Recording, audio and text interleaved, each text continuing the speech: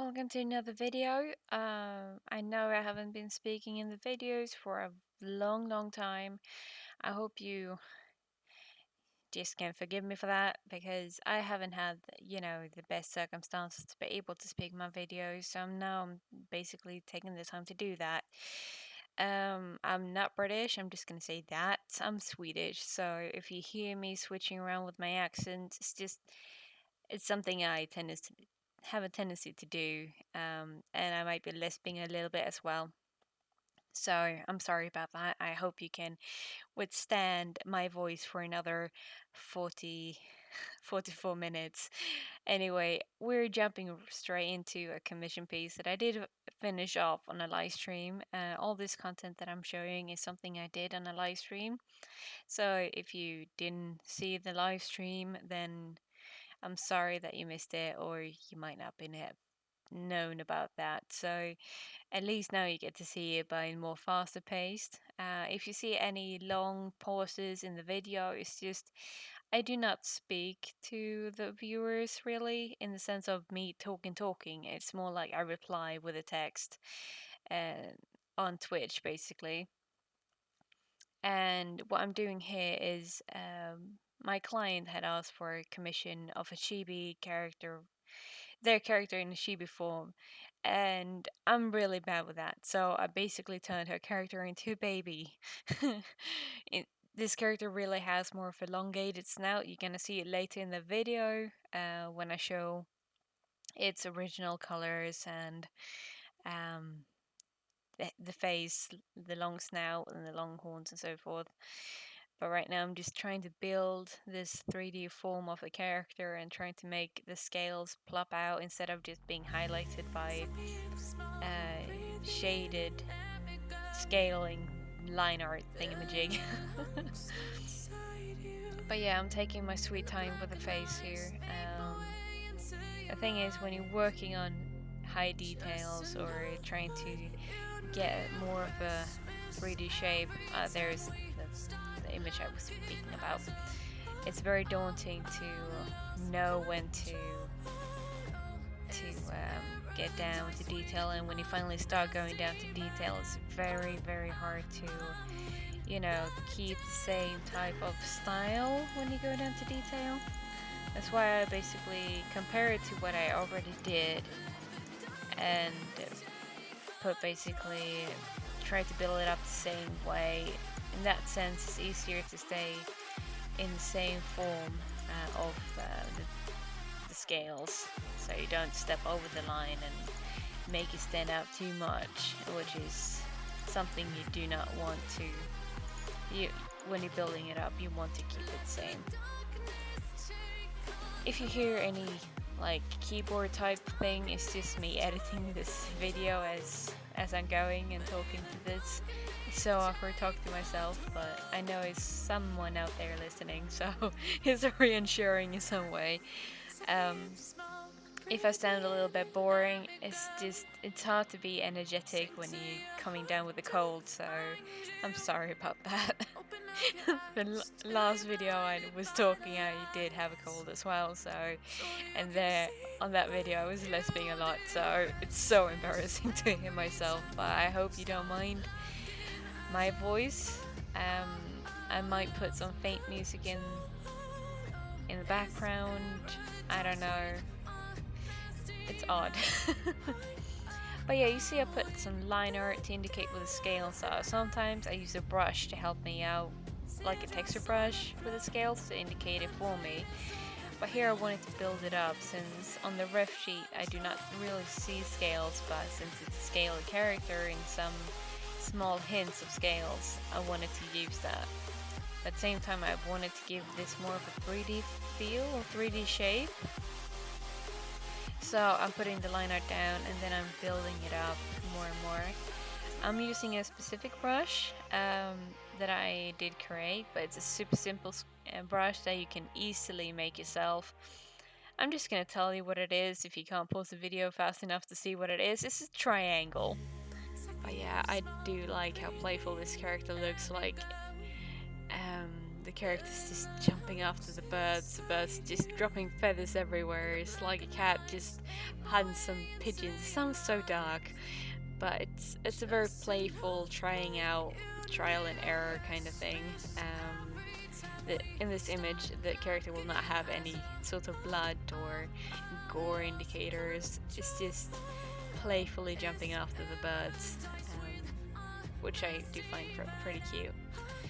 But I will be using mostly this brush during this entire video. I do have an eraser with blur edges, so it's a very soft brush I'm using for the eraser. So even though I'm using a triangle, which do give a hard edge, the way it plays itself when I paint with it is giving it very soft. So even though you're having a hard edge, I do recommend having a hard edge when you're getting stuffed at least. It can give the softness as well, so don't judge your brush by its cover. It can end up helping you greatly in the end, which it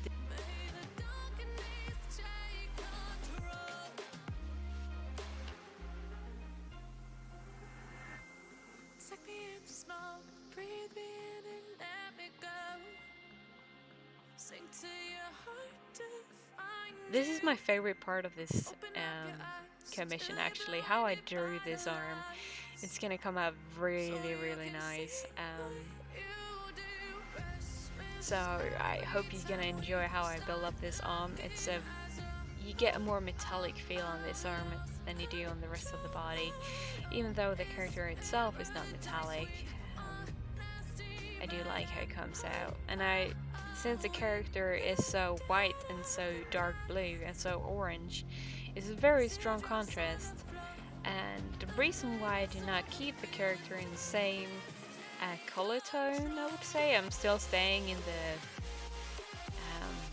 the color family, but I'm keeping it very drowned out and washed out with the gray tones. It's just because I know I will be using a booster in the end of the video, like in the end of drawing this character. I just don't do it in the beginning because it's a very strong color to work with, and for me it's a lot of strain on my eyes, so I keep it very dimmed down and straightforward. It's also easier that way to build up the light. You see that I'm working as much as I can to remove all line art, because line art it's a support system depending on the commission or depending on the piece itself. Like if you want to have more lifelike and more freestyle, more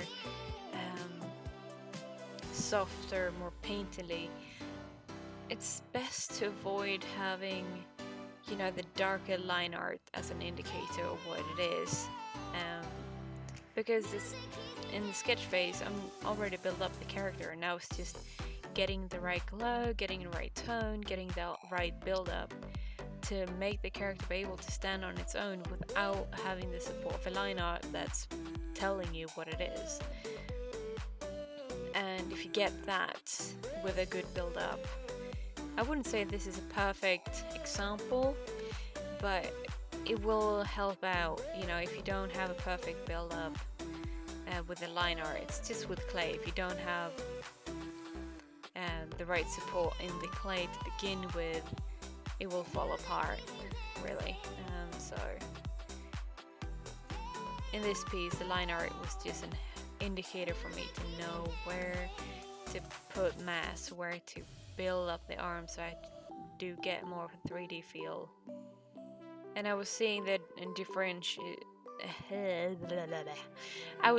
difference in the neck compared to the arm, because these scales are facing towards us while the scales on the neck is facing downwards. That's why I also try to put more of that color transfer over to the neck, so it basically get an easier conversation. And then I dim down on the arm itself, and it translates better now with a dimmer on it. And I was just building up the form itself.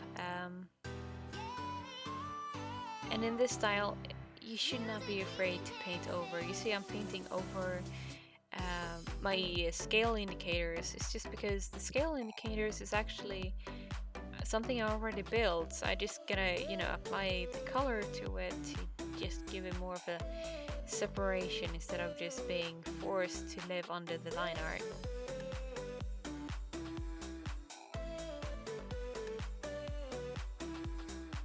And I'm still using that brush, and as you can see, it has a very odd behavior, but it's very satisfying and it gets the job done kind of behavior brush, and I like it a lot. And here since I do see on the character it's like a flying squirrel stretching out the arms, and since it's a playful mode, and since it has blue underbelly, at first like, oh, it should be some glow coming from outside, you know, pushing itself through. And since it's blue, I was like, how about blue highlights? I do not have that in the sketch from my client, so I'm trying to put that in there as something to keep the piece interesting and give it some character and color. I do know that the blue is very strong hue, and it's gonna get slightly stronger when I boost up the orange as well. I know it's not staying true to the original color, but it's part of the piece. Since the piece is very playful, I have a very dim gray background, and if it's not much highlight, the white will not really be white, especially if the scales are very shiny, and then they will not pick up much of the light itself if it's not much light around. Then I remember it was a hidden eye in the upside of the tail, which also has an orange eye on the inside of that tail, which is hidden from view since we're looking on the upside of that tail. Here I had a little bit of a struggle to keep it the same shape and form as I had it on the other ones. I do think I was being too sharp with my brush here and giving them too hard edges, which means that it will not have the softness it had on the two arms above.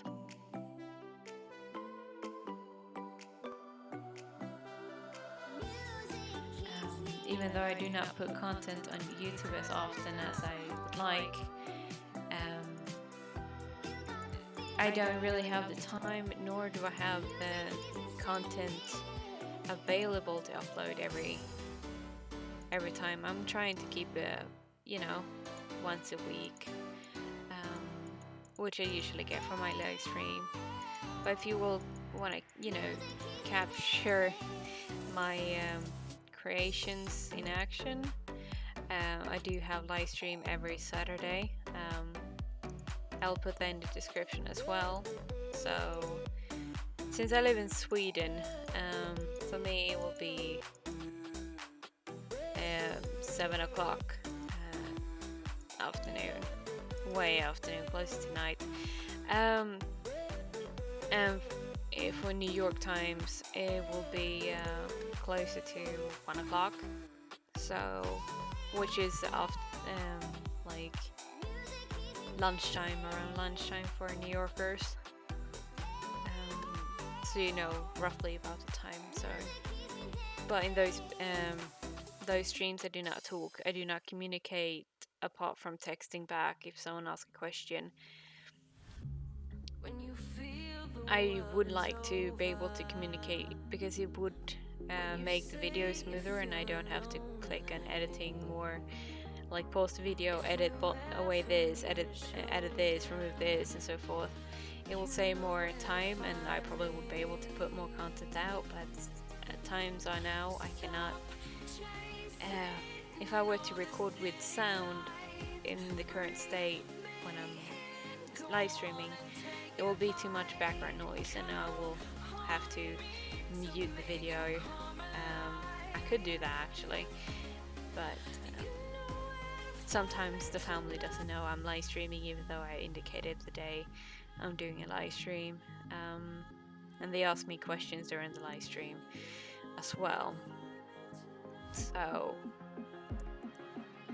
which is me multitasking, answering questions from the viewers and my family as I'm streaming. Can be hectic sometimes. But if they want an answer, then they gonna get an answer because it was necessary for them to ask the question in the beginning. I didn't want to leave the fins like untouched. I did want to have like some sort of indicator of layering. Here I'm adding more shadow so I can give more of a shape. And I'm also still using my same brush as I've been using this entire time to get the shapes out. The reason why I haven't added too much blue yet on the inside is because I've been working on that side. I was just waiting for the right moment to use it, and I'm just adding more shadow to get the shapes right. I do like how the tail turned out. It was so tone indicator. You see now I'm playing around. I'm boosting up the color as I'm dimming down the shadow and, you know, playing around with it. I do have a lot of birds in the view, and I'm actually gonna use another brush now to indicate the feathers. It was part of the Photoshop files you can download. They have brush packs on their webpage on Adobe. So if you want to have a look on those brushes, you can go quickly and get those downloaded. Depending if you're working on wet surfaces or not, you can use those brushes. And they have like this split kind of brush, and when you tilt the brush and also have follow directions, it will give this nice split, like, so in that sense it's very useful. But you see those two birds above its head, those two is going to get removed, and I'm just simply going to focus on the one that's behind it at the moment.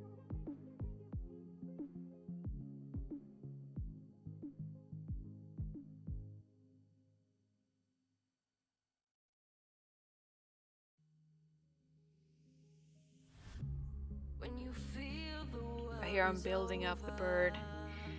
I didn't really have to do this, but I added more of a runaway birds from a very scary dragon-like creature that's jumping after them, which is being adorable, but the birds is like scared of, you know, of their lives, so they're running away from this creature. But as you can see, this is the effect I was talking about. The brush splits, so it looks like feathers. It's so nice, and it's so quick to work with, and you basically get the results so quickly. Like, I'm very happy with this brush. It's very useful.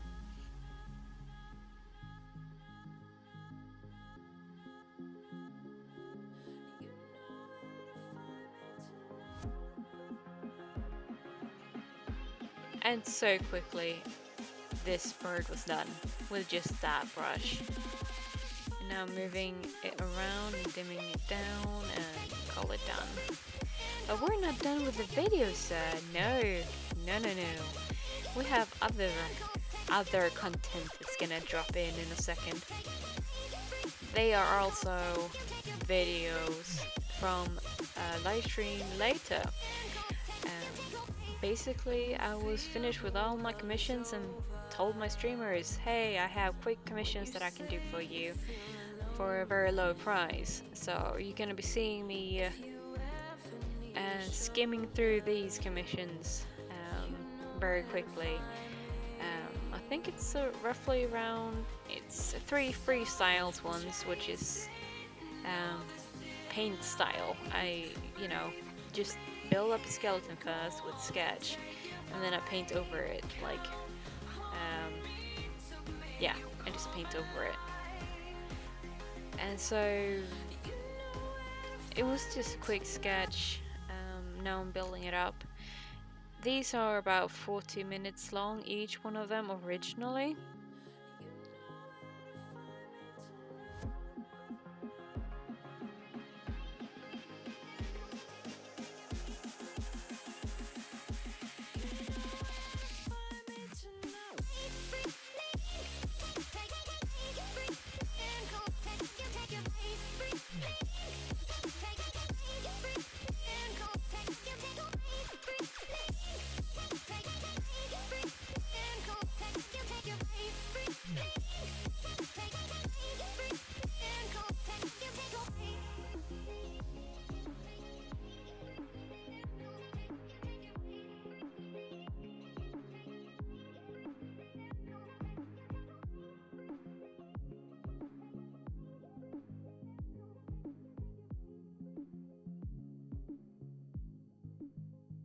And I like to finish eyes.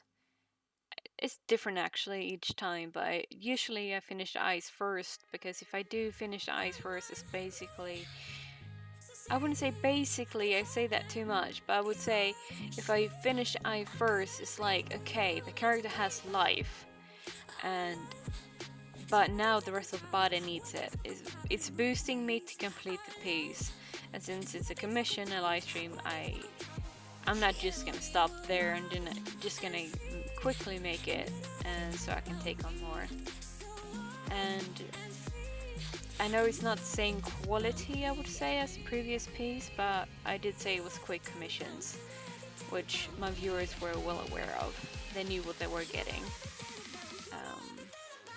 And what I'm more focusing on is either to get the action pose correctly and get the characters' colors in correctly, and just get, you know, it's a quick piece.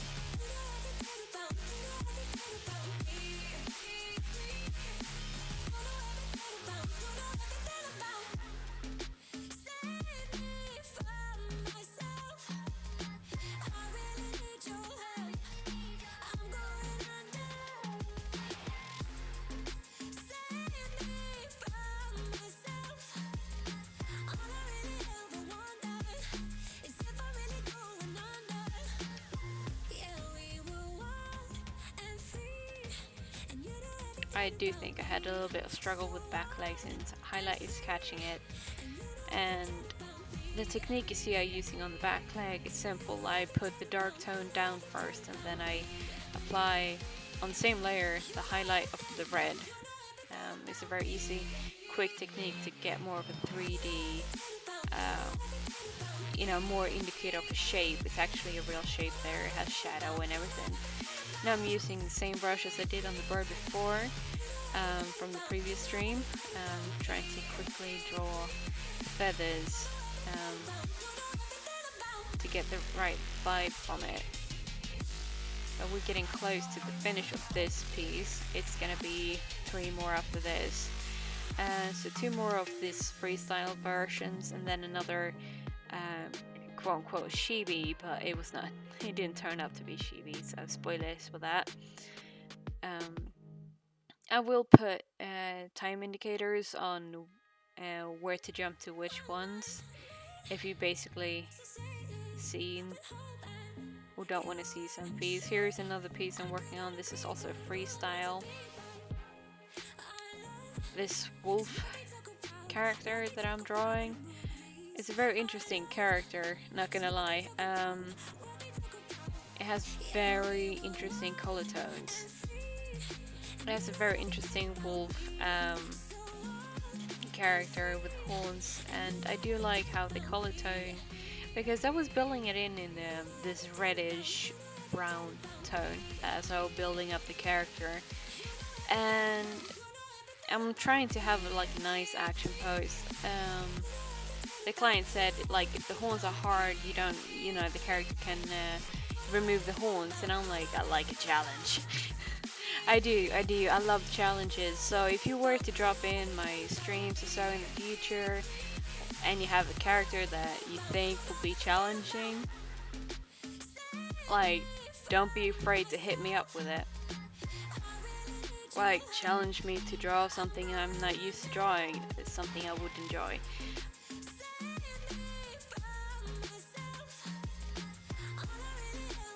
But here's when I noticed the tone of the color is slightly off. It has a brown tone, but I also have like a purple tone in the brown, which is very unique. I haven't seen that tone shift before. Like, even the horns and the blue is a little bit too dark. You're gonna see me change that in a minute. Yeah, here's the change. And I'm trying to keep it simple as possible, like minimize the size of the file by making it small.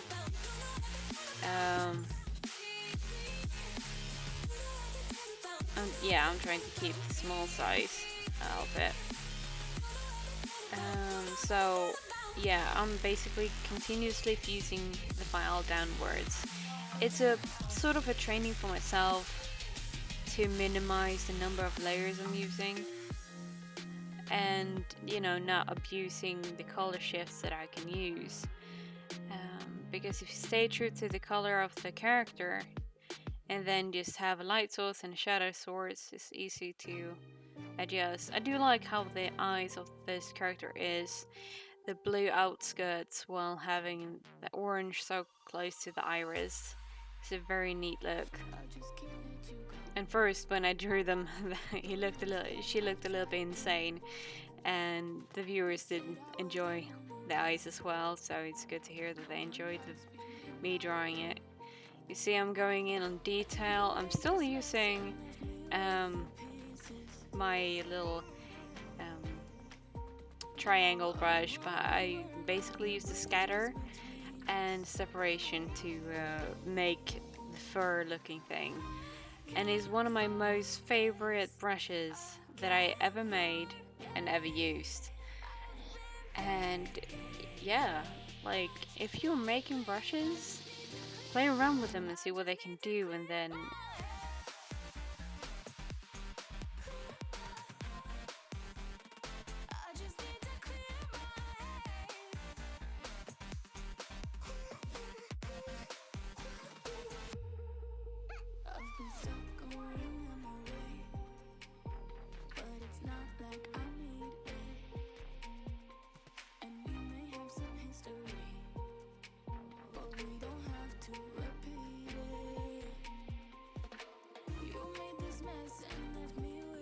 at least we have like a firm ground for it to be on. And here I'm trying to add more detail, even though it's going to be in the shadow because the light's coming from below. Even though it's a very strong glow, I do slightly regret having such a strong glow on the horns and on the arm there. Could have done it differently.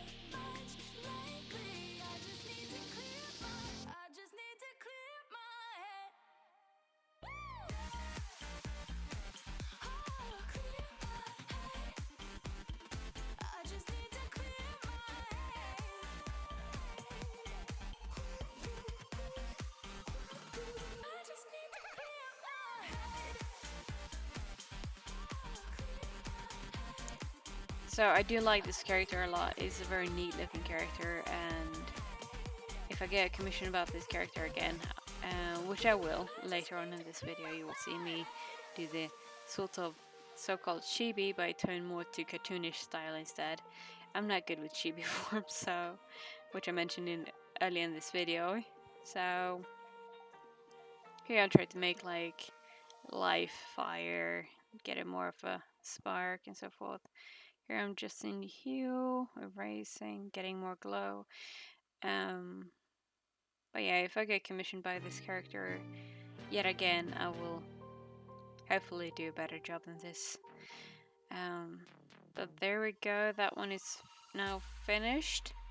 Now I'm starting on another character. I had a client on the live stream that asked if I wanted to draw their anthro or human character that has more of a furry, like with the fur ears and furry skin and so forth, still in human form. And I'm like, sure, I don't feel very confident with drawing humans, so if they wanted to give me the chance to draw a human or humanoid, I'll be very happy that they have that trust for me to draw their character.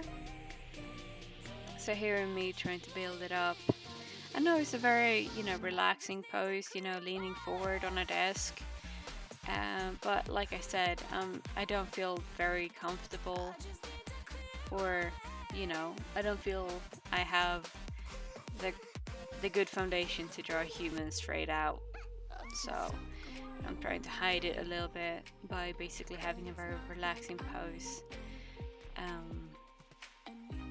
Even though it looks very much at the beginning, I do like how it turned out. But since I didn't have much time to put on the character and it was a quick commission, I did the best I could during the circumstances because I had more commissions to do. And since this was a freestyle, I just use the line art as my supportive. But I had a lot of fun actually. I was very happy how it turned out. Consider how little I draw humans or humanoid in that perspective with a human face and shape. Like 80, no, I would say 85% of everything I draw is dragons. Pure dragons. Just dragons with vibrance in all their shapes and forms, and then we have about 10% after that is monsters. And then maybe the remaining is a mix of humans, wolves, creatures, cats, horses. Like, I don't draw enough humans, so this is something I need to improve on, definitely. So I do like how it turned out, and the client's happy, so I'm happy. And there we go. Now we basically just doing the final touches on this. Take a moment right here, feeling like it's out gear, driving towards the sun with a rose and a gun, feel the wind in my And now we're moving on the next one, which will be the final one on this video. I had a little bit of trouble doing a chibi, so I tried to do a sketch of the character before, because the character is very elongated, sophisticated, detailed, short snout, not so fluffy as I made it. But I just wanted to get, you know, a stubbier shape, which would make it more chibi-ish, but it turned it more to a cartoonish style. And I did place a mug there. I had so much issues with that mug later on, but we're gonna get there eventually. just a heads up. So the sketch I had of the character on the sketch I got first was naked, but then I got reference of a dress and the colors of the dress, and I'm like, all right, yeah, this is something I can work on. And I randomly put a box there, either she just moving into an office and so forth, or just moved out the office or taking a lunch break. I don't know why she has a box with her with a plant. And then I did a little sketch of a tiny little turtle down in the corner, like this tiny ass dragon turtle with his angry grin and like acting like a dog. It's like barfing at whatever is walking towards her, which she is like saying hi to with a heart, you know. And it's just looking so, you know, menacing, like, don't come near my owner, I'm gonna bite you. I had a little bit of struggle with the feet though, and I'm gonna be fixing that soon, but it's just so cute. I didn't expect to draw a creature like that. I didn't have a reference of it. I just drew it, and I was like, should I add wings to it to make it like a dragon turtle? I'm like, yeah! So I did add the wings, and it gave it like, okay, it's not just a turtle, it's a dragon turtle. So, like I said, I don't draw just normal things. I draw dragons. I draw them too much. Here I'm trying to get the eyes to look alright. I do think I'm gonna be editing the face even more. Yeah, there we go. The eye is set correct because it was so big. And here I'm adding a little bit of fluffy fluff, just to get more of a, because this is a female character, it needs to have a little bit more rounder shapes to make it easier to read as a female. It's how, you know, a female's being viewed. We're more rounder on the edges. We don't really have edges. But yeah, here I'm trying to do the sketch of the cup, and it's not working out, so I'm waiting with that. I'm just basically putting that on to-do list, since I'm gonna finish this during the stream. And I had a lot of fun with that plant. I'm just like, done. It was so easy to draw. Here I'm adding a little bit extra fluff on the tail, because it's weighing in the wind, and the dress makes it sophisticated and soft. And even if the dress was not telling that she was a female, like, it would still an indicator, because of the softness. I'm still using my previous sketch as a helpline, but I'm not 100% sticking to it. Here I'm just duplicate to make it easier for me to make the same shape instead of following. And here I try to make like a bench go longer.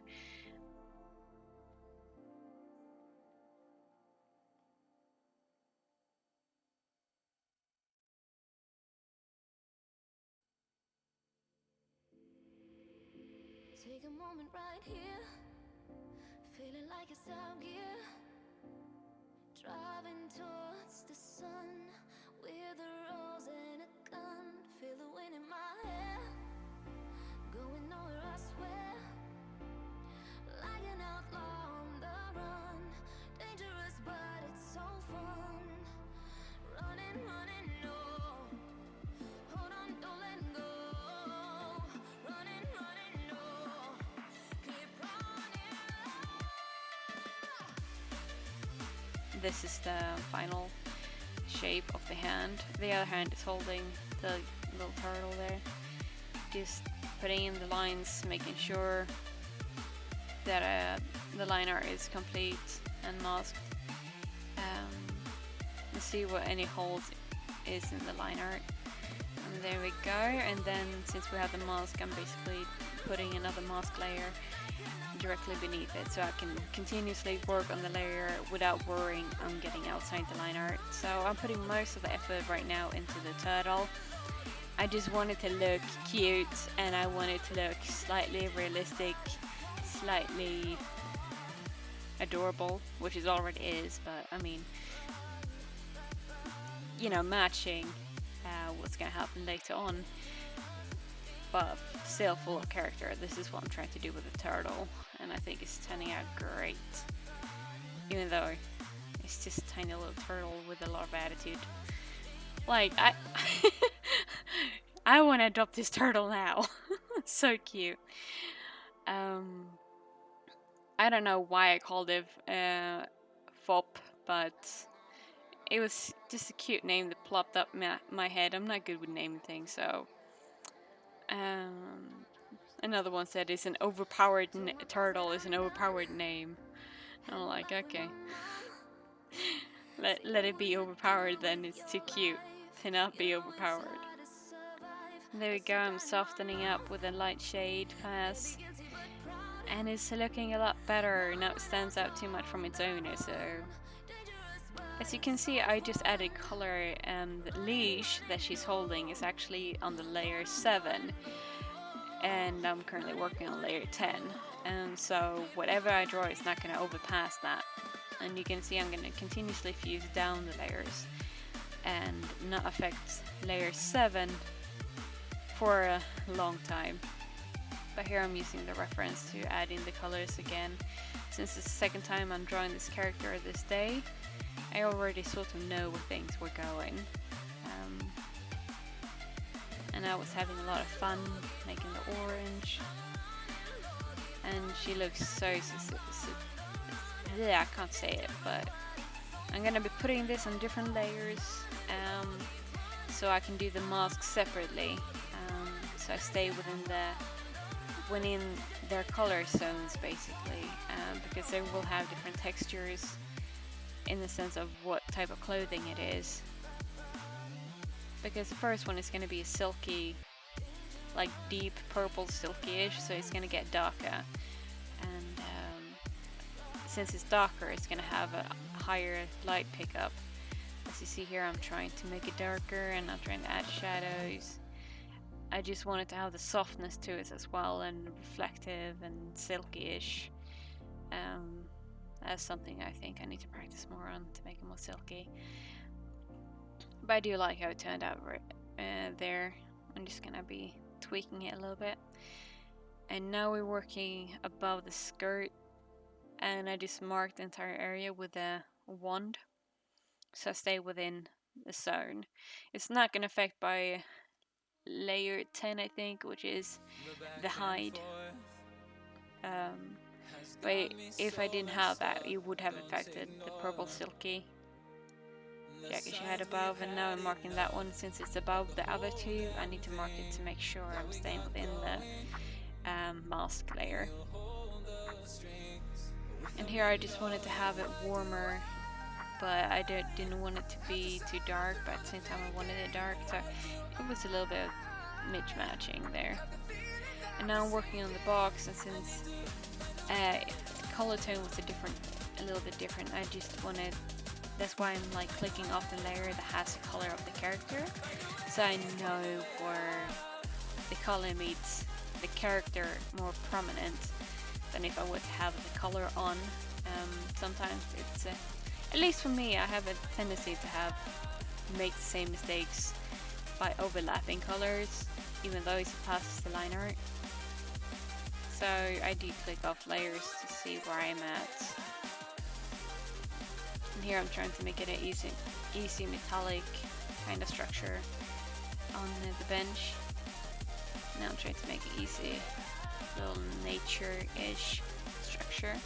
We're about to finish up this quickly, but I just want to say thank you again for watching, and I'm sorry the video is so long, but thank you again so much for the support and for your time watching this video. I hope you enjoy and that you will continue to come back for more content. I wish you a continuously good day, and always stay positive, well, try to. And if you're lacking motivation to draw, just splash some brushes on a canvas and that will get you started. Thanks. Bye bye.